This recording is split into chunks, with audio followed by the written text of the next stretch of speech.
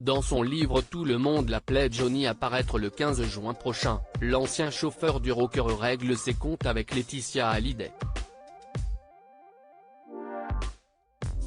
Il lui reproche notamment d'avoir fait le grand ménage parmi les employés après leur mariage, lui coûtant notamment son poste. Près de 6 ans après la disparition de Johnny Hallyday, la mort du rocker continue de faire parler dans son entourage. Le chanteur était un véritable chef de clan, entre ses différentes familles et les nombreuses personnes qui gravitaient autour de sa carrière. C'est notamment le cas de Patrick Roussel, indéboulonnable chauffeur de la star pendant près de 16 ans.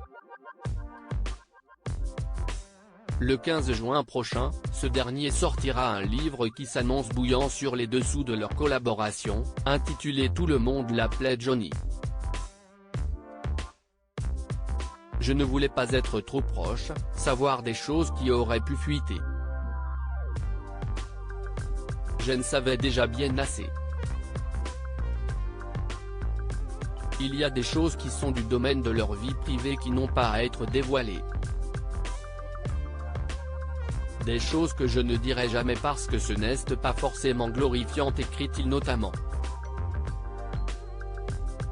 Laetitia a décidé d'apurer les comptes outre ses gros secrets découverts lors de trajets en voiture avec le rocker. Patrick Roussel semble bien décidé à régler ses comptes avec une personne en particulier, Laetitia Hallyday, la dernière épouse de son employeur.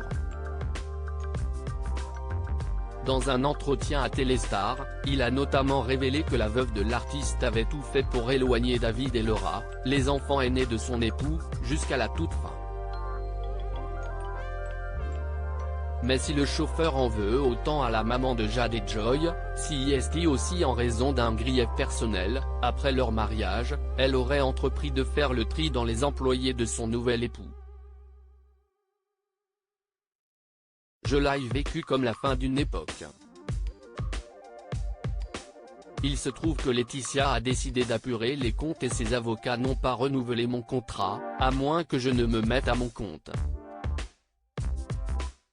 Je pense que ces avocats lui ont coûté plus cher que les petites économies faites sur les salaires des employés, mais ça la regarde. Elle avait fini son grand ménage, a-t-il regretté au cours de cet entretien. Si les conditions de ce départ n'ont peut-être pas été idéales, la montagne de dettes laissée par Johnny à sa veuve semble valider son projet de réduire les dépenses, déjà à l'époque.